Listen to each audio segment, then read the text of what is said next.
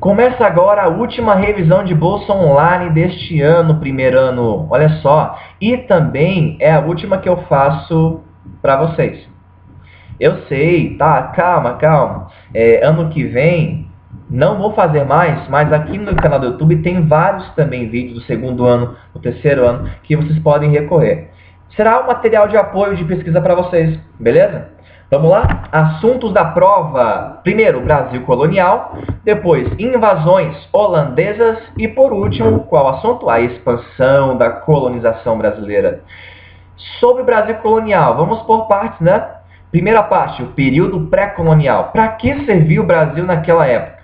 O Brasil não era ainda efetivamente colonizado.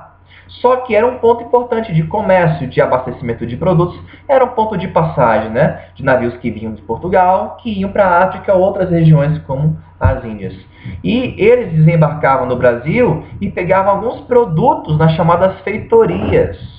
O que eram as feitorias? Aqueles grandes armazéns fortificados que guardavam os produtos. E principalmente, qual produto? Primeira riqueza brasileira, o pau-brasil, que era utilizado bastante, muito utilizado para corante vermelho para tintura e também, em segunda escala, para fabricar móveis. E como é que esses portugueses, que eram poucos no Brasil naquela época, conseguiam pegar esse pau-brasil? Através do escambo com os índios. Lembra que os índios trabalhavam para cortar o pau-brasil para os portugueses em troca de bugigangas e tudo mais? Pois é, beleza. Esse foi o período pré-colonial. Depois veio a expedição de Martim Afonso de Souza, a primeira região para colonizar de fato a terra, com homens, para serem doadas terras.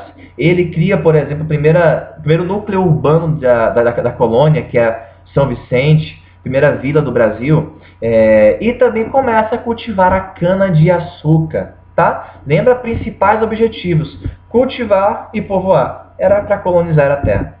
Depois de um tempo, então, Portugal resolve dividir as terras brasileiras em 15 lotes de terra, chamadas de capitanias hereditárias. E as pessoas que recebessem a posse dessa terra deveriam, com seus próprios investimentos, tá? Investimentos particulares, desenvolver a terra a qual foi incumbida. Essas pessoas eram chamadas de capitães donatários, certo? Essas pessoas recebiam dois documentos, lembra? A carta de doação, que dava o usufruto e a garantia daquela terra ao senhor, e também o foral, que eram os direitos e os deveres dos donatários. Okay? Não se esqueça algumas coisas econômicas, tá? O Brasil era uma colônia de exploração, havia as plantations no Brasil, lembra? Monocultura, latifúndios, trabalho escravo, mercado externo. E havia também o Pacto Colonial, em que a colônia só poderia fazer comércio com a sua metrópole. No caso, Brasil, fazer comércio apenas e exclusivamente com Portugal. Tranquilo, galera? Lembra, essas capitanias foram bem-sucedidas ou foram fracassadas? Isso aí, cara, bastante fracassadas. Só duas prosperaram, São Vicente e Pernambuco. O que fazer? Então, lá por 1549, Portugal resolve mudar o sistema. E ele mesmo, o governo português, resolve implantar uma forma mais eficaz de controlar a colônia brasileira. Criando o quê? O governo geral, criando uma sede, criando uma capital em especial para ser e para abrigar o governo português, Salvador. Ok? O governo geral era comandado pelo governador e tinha três principais auxiliares, lembra? O ouvidor-mor, que cuidava da justiça, o capitão-mor, que cuidava da segurança, e também o provedor-mor, que cuidava das finanças. Certo? Tranquilo, galera? Lembra, então, que eles tentaram até colonizar, combater os índios, não conseguiram muito, tá? O Brasil ficou só, basicamente, no litoral. Como é que era a economia da época? O açúcar era o principal produto, principalmente aonde? No Nordeste brasileiro, Bahia, Pernambuco. Lembra que havia os engenhos que se produziam o açúcar, né? Os engenhos eram divididos fora a lavoura, basicamente na Casa Grande, a moradia do senhor, nas senzalas, que era onde ficavam os escravos, e a casa da moenda ou engenho, onde fabricavam açúcar. Esses senhores dos engenhos, cara, os caras que dominavam, tinham a preponderância da economia local. Na colônia, eles mandavam. Eu falo mandar em termos econômicos, mas é claro também que havia uma relação com a política. Tanto é que nas câmaras municipais só poderia estar lá quem eram os homens bons, os grandes senhores de terra, tá? Quem conseguia também ter um controle maior da política municipal era quem tinha terra, beleza? Então, tranquilo. Lembra que também havia, cara, escravos, bastante escravos. E lembra que aos poucos foi sendo trocado o trabalho indígena pelo trabalho africano. Por quê? São várias razões, né? Primeira razão, a questão cultural. Os índios não estavam acostumados culturalmente com o tipo de trabalho a ser realizado nas monoculturas, nas plantations, trabalho braçal na lavoura. Os africanos já tinham uma experiência maior. Os portugueses acusavam os índios de serem preguiçosos. Mas como considerar um escravo alguém que é obrigado a trabalhar de preguiçoso? Tem como, tá?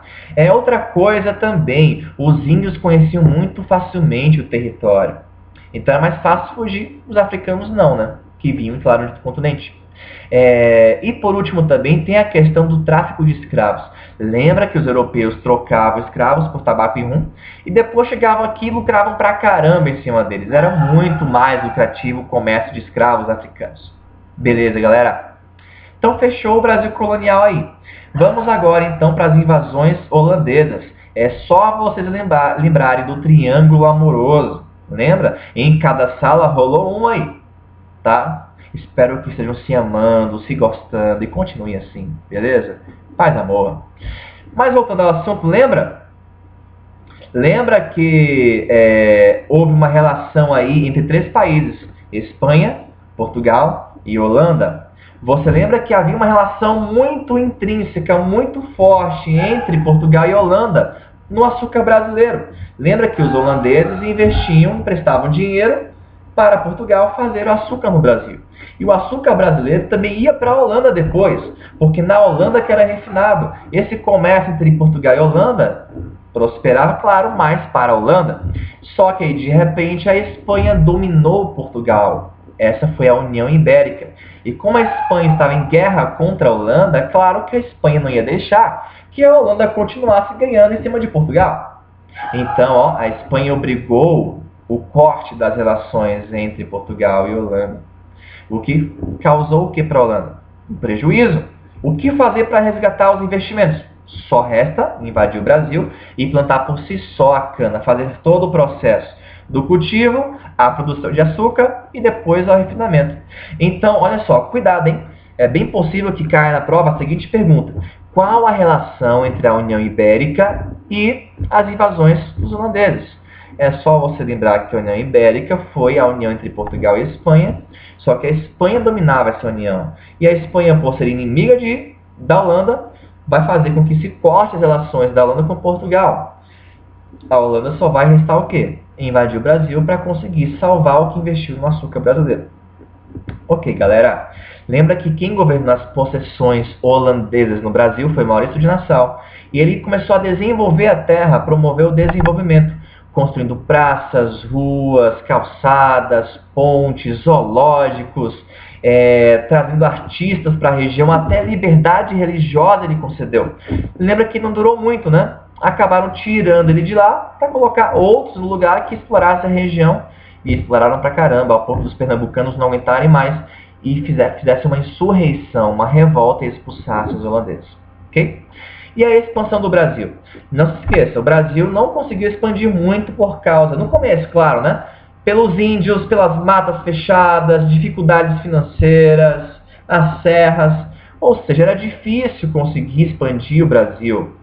Só que a ação de 3 grupos de pessoas irá propiciar isso. A ação dos jesuítas, a ação dos bandeirantes e também a ação dos pecuaristas. Lembra? Quem eram os jesuítas? Aquela ordem clerical, aqueles padres, que vinham ao Brasil com uma dupla missão. Lembra? Combater as heresias e também catequizar os índios. E para fazer isso, eles criavam missões lá no interior, vilas, onde o índio fosse retirado da sua tribo, para que nas aldeias portuguesas dos jesuítas, eles pudessem ser aculturados, ou seja, abraçar a cultura europeia e deixar a sua indígena, e aí sim ser catequizado. Esse processo de fazer vilas e missões no interior ocupou o interior, propiciou uma expansão do Brasil. Os bandeirantes, o que eles fizeram? Procuravam riquezas no interior e procuravam índios para aprisionar. E por isso, cada vez mais, fizeram expedições aos sertões. Eram expedições particulares para conseguir isso. E também acabaram expandindo o Brasil. Da mesma forma, também, os pecuaristas, que precisavam de grandes áreas de pasto, também fizeram o mesmo, expandiram a região ocupada. Tudo isso fez que, em 1750, Portugal e Espanha sentassem e fizessem um novo acordo de fronteiras, chamado Tratado de Madrid, que tinha o seguinte princípio: quem estiver ocupando a terra terá posse dela. Como quem expandiu mais foram os luso-brasileiros, quem ganhou mais terra foram eles. O Brasil então expandiu essas fronteiras. E é basicamente as fronteiras que são a base, que formam hoje a atual configuração brasileira. Fora algumas regiões como o Acre, umas regiões do Centro-Oeste e da Santa Catarina também. Ok? Pessoal, beleza? Agora é só estudar, se liga, tá? Não vacila, é a última prova do ano. Abraço, show de bola, até mais!